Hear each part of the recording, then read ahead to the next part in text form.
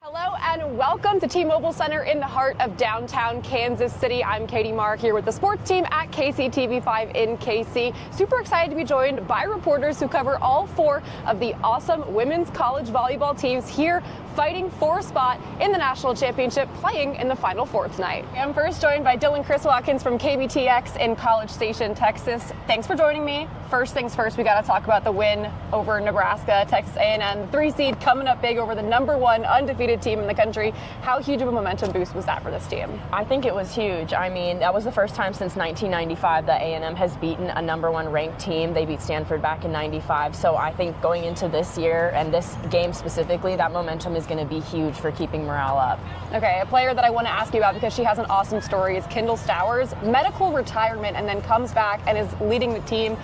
She's a huge morale boost for this team. Just how important is she to these girls? I think she's critical. I mean, honestly, I think the whole team is critical. Just the way they play together and play for each other. It looks like they're having fun out on the court, which I think is such a key to keeping this team successful and how far they've gone so far. But yeah, Kendall's got a great story. Medically retired at Baylor.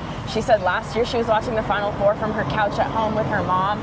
So just seeing her out on the court this year, I think, is just a testament to how hard she's worked, how hard the staff has worked, and really how much A&M believes in their athletes and supports them and wants to see them succeed. Yeah, and we can't talk about individual athletes on this team without talking about Logan Lednicki, 4th-gen Aggie. Her dad and all of her family members went to A&M, and here she is, the star of the team. How has the fan base rallied around a 4th-gen Aggie like that?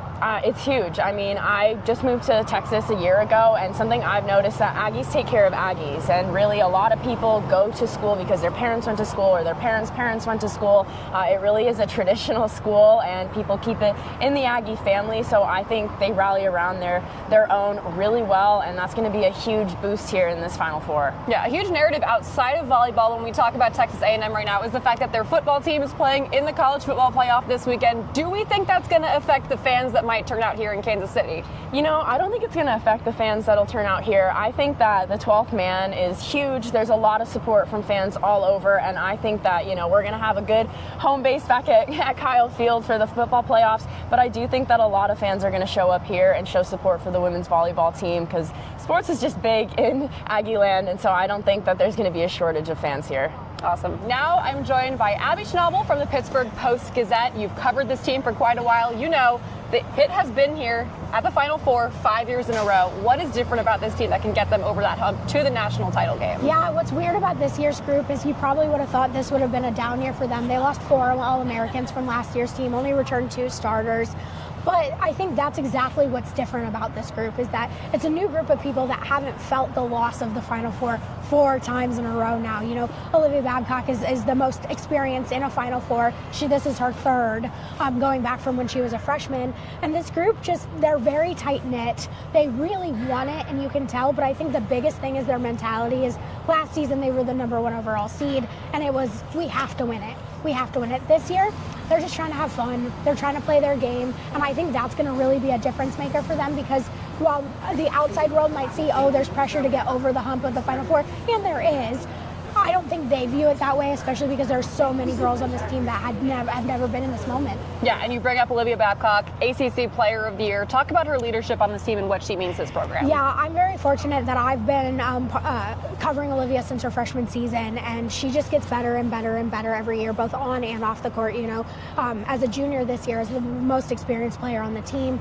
she's just really taken over and helped, you know, this new group that has a lot of freshmen, that has a lot of transfers, you know, adapt to the standards that are Pitt, but also just like enjoy the moment, because I think when you play for a program that like Pitt that has made 5 straight Final Fours, ACC champions, it's probably hard to get, you know, not too ahead of yourselves and to not have too much pressure on yourselves. But Olivia reminds them constantly that, you know, stay in the moment, have fun. And, you know, with all of her accolades, I mean, playing for the senior national team, 2-time ACC Player of the Year, potential 2-peat for National Player of the Year, you know, the first thing she always says is, you know, I couldn't do it without my teammates. And I think that just shows exactly who she is as a person. Yeah, leadership and experience, super important in postseason play like this. A team that was just defeated with a lot of leadership and veteran experience is Nebraska. Nebraska. And then you guys are taking on the team that beat them tonight, A&M. What are they seeing at Texas A&M? I think Texas A&M poses a lot of challenges for Pitt in that I'm not sure that they've totally seen a blocker like a Fenneca-Sapala.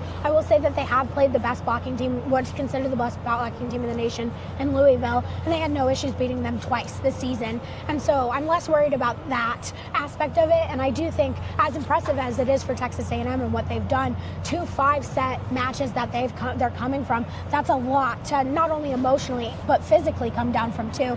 Pitt also has the advantage of they know what the Final Four is all about. They know all about all the extra stuff. They know about how to deal with the fan noise. Even if there are players on this team that haven't been there, it gives them an advantage because they have 5 of there are only 6 players in this field that have ever played in a Final Four, and Pitt has 5 of them. So while Texas A&M, I think, is going to give them a huge challenge, I think Pitt's ready to meet the moment. Okay, you've been to the Final Fours before. How does the Pitt fan base travel? Do you expect them to show up in big numbers here in Kansas City? Yeah, I mean, I think you'll get the dedicated fan base. Pitt isn't necessarily the best at traveling and showing up for its volleyball team, unfortunately. Like lately, the season has been, they sell out at the Fitzgerald Fieldhouse, which is their home gym.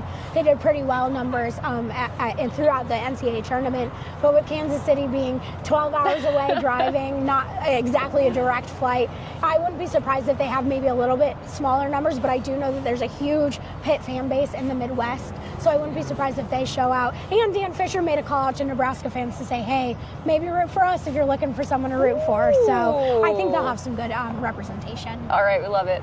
I'm joined by Audrey Marr from WMTV in Wisconsin, talking all things Badgers.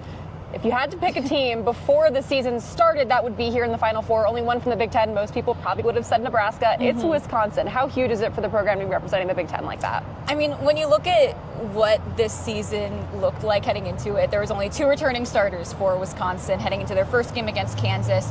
And then they lose their star setter on October 5th. Then she's out for 10 straight games, and now here we are. In the Final Four, they won 13 straight. I think just with the adversity that they've gone throughout this season, I think it's huge. This program deserves it. And I think that they always knew that this is something they were capable of. Even Charlie Furbringer said it in the pregame post-conference yesterday, that they knew that they were capable of this when they walked in the door in spring practice. So you wouldn't have expected it. You'd sure think it would be Nebraska with the way that they've been playing throughout the season. But now Wisconsin volleyball is playing their best volleyball, and here we are. Yes, they are. And 2 players that have led them there, Mimi Collier and Carter Booth. Mimi transferring in. Just how huge have the 2 of them been for this program this year? They've been absolutely crucial. And I think when the news came out that Carter Booth was coming back, I think that was huge in itself. But now you're getting one of the best outside hitters in the country, Mimi Collier, from Oregon, too. And she has that tournament experience as well. And I think just putting that all together, of course, this team was going to know that they were capable of reaching this point, and now it was going to take a little bit of time to get it all to mesh together. Then they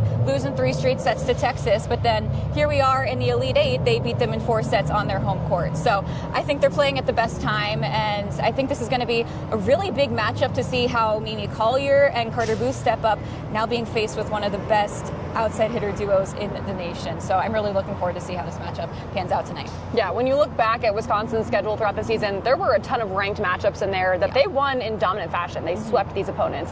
How big can those be momentum boost wise coming into a Final Four like this? Yeah, that's something that Wisconsin's definitely mentioned, that they look back to those wins, but then they also know that they don't need to look back at those wins. They know they have the capability of making it to that point and playing like that in every single game, playing even better at certain points. So I think Wisconsin knows that they have every chance, they have every shot, they know exactly how to play, they know when to do it, and that's why they're playing at their best time right now in the Final Four of the NCAA tournament. Yeah, you're around the program all the time, you're around the fan base all the time. They haven't won a national title in volleyball since 2021. How big would it be for this fan base and just this program in general to do it again? I mean, every game I've gone to at the UW Fieldhouse, there are lines packed out of all of the entrances. This fan base is incredible. I've already seen people walking down the streets in Wisconsin gear, and there's a send-off party as well planned today. I mean, this fan base will travel no matter the time, even if it's an off-season for Wisconsin. They are here day in and day out for this program, so I think this fan base would deserve it. They deserve to be here at the Final Four, and if Wisconsin does go on to make the national championship and win it, I don't know what Madison's going to look like after that. Okay, Kaden Gaylord Day here joining me from WKYT. thanks for talking Kentucky with me. Yeah, no problem. Can't talk Kentucky without first talking about Brooklyn DeLay and Eva Hudson, back-to-back SEC Players of the Year right there. How huge are they for this team? They are so huge for this team. It's really an understatement how much they mean to this team. I believe they lead the nation in kills as a duo. I think it's like 9.8 per set. They are the motor, they are the enforcer, they are the energizers of this team, and the team really feeds off of them. And so whenever you see Eva get intense on the court, it's going to be a great day for sure. So they've been huge, and they've stepped up, especially Eva coming in. This being her only year on the team, and she's made such an impact, not even just on the court, but off the court as well with the fan base. And that's one thing I love about her is she's helped volleyball grow in the city of Lexington, and they really deserve that because Kentucky volleyball has been awesome for the past decade more plus. And so, seeing her come in and have the impact that she's had has been awesome. Yeah, it feels like in the last few years they've kind of been building, round by round in the postseason to getting to this moment. They lose in the regional final last year. They make the Final Four this year. Does it kind of feel like what pieces have come into place for them to get them here? Adding Eva, adding Lizzie, they came from Purdue. Those were huge pieces because, you added a great outside hitter there. You added a great middle blocker there. And Cassie O'Brien's a freshman, won ABCA Freshman of the Year as a setter. She's come in and really has played past her age. I mean, she's only 18 years old and is the player of the year, national player of the year. So those pieces coming in and fitting and gelling the way that they have has kind of brought this team up to past the level of expectations that they may have had in the preseason.